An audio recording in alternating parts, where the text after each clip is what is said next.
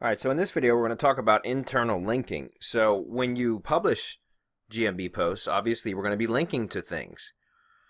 And the goal is to try to keep people within the Google ecosystem, right? The Google environment. And so that's part of the reason we think that this works so well is because we are using Google's properties and trying to keep a searcher on Google, right? Or within Google for them to get all of their questions answered about a business.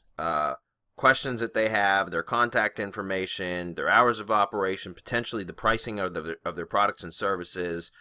They can do text messaging from within GMB, can tap to call directly from GMB, right, from Google Maps. So all these different things that Google's trying to provide to the searcher, the end user, to provide them with the information that they're seeking. And if we can help Google do that by keeping them within Google, that's why Google is rewarding us, right? And so that's part of the reason that internal linking came before any other type of linking. We're going to talk about external linking on the next slide in the next video, but I wanted to go over this first, internal linking, because I feel this is the more important part of it.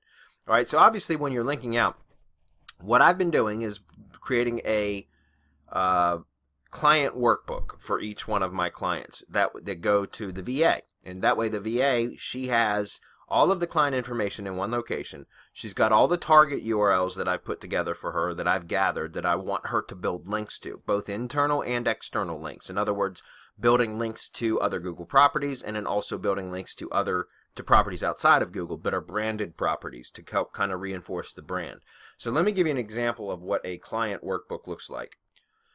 You can see here that I have the Mario's Cab Service workbook open, and you can see that I have the home page, which is still right now redirected to the GMB website, but then I have the Google properties, the only ones that I have right now. Now I also have a Blogger URL. I should have added that here, and I don't have a YouTube channel yet for the business. I don't think I do anyways. I'd have to go back and take a look, but I'm going to go grab the Blogger URL. Alright, so I added the Blogger URL as well. So my point is that you can see that these are I've got Google properties grouped in here. Now there's also many other types of Google properties that we could add, right? A Google site if you're using sites.google.com, which I haven't built that for this company yet, but I likely will, but it's just not been done yet. If you're doing drive stacks and you're using Google Drive files and folders and files to help boost the business, then you would obviously could potentially link to those, right? You could, and if you're doing a drive stack with a Google site, which is what I recommend if you're going to do it, then you would obviously have your Google site that is part of your drive stack included in this. Okay, YouTube. I don't think that I have a YouTube channel set up for them yet, but you could certainly link to YouTube. So there's a number of different types of Google properties that you could link to. Also, the Google Map, right? Obviously, just the Google Map itself.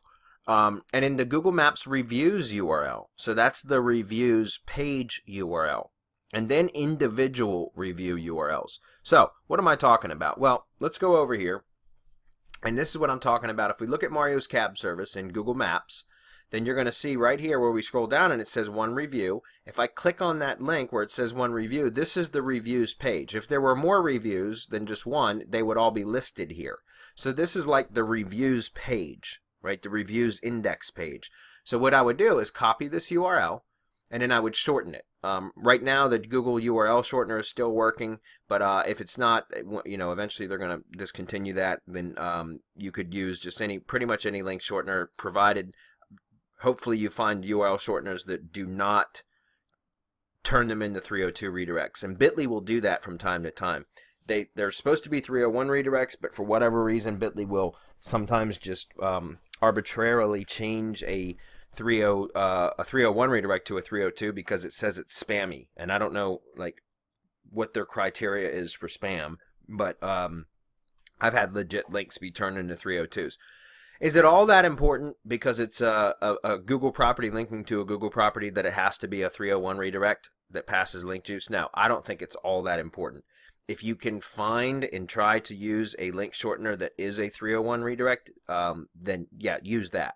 But my point is, even if it ends up becoming a 302, is it that big of a deal? No, because Google knows through the redirect that it's still the destination URL is another Google property. So to me, it really doesn't matter. Just to let you know. But I would just go ahead and shorten this URL, and that would be added as my reviews page URL. So if we come back over here and take a look, you can see that I have the Gmaps reviews, and I've got it shortened right there. And if I click on that, it's going to take me directly to that review page. You'll see this when it comes up right here. Okay. All right, so you guys see that. Now, again, Blogger, we could add that into there. All of those different things that now for the individual review URL, I wouldn't put those in here because that's something that the VA or whoever's doing the posting and you know, publishing the posts, they can go grab individual URLs specific to that post, right? Let me show you how to do that. So from here, you see where it says share. You just click on that and you copy that link. And that, by the way, that URL is a 302 redirect. If we were to copy that right now and we go to something like wheregoes.com, and we paste that in, you'll see that it ends up being a 302 anyways, but I'm not going to worry about it because again, it's a Google Maps URL as the link inside of a GMB post. Google knows what it is. So I don't care if that is a 301 or a 302. I would just take this URL and use that as the URL in the post and for the button in the post. Okay, does that make sense? So don't worry about that. Again, it's Google linking to Google, so it's not really that big of a deal. All right, so those are all the internal stuff that we could link to. You know, if you're doing drive stacks, you're going to have a Google site likely anyways, or you should. You're going to have My Maps, so you'd want to link to that.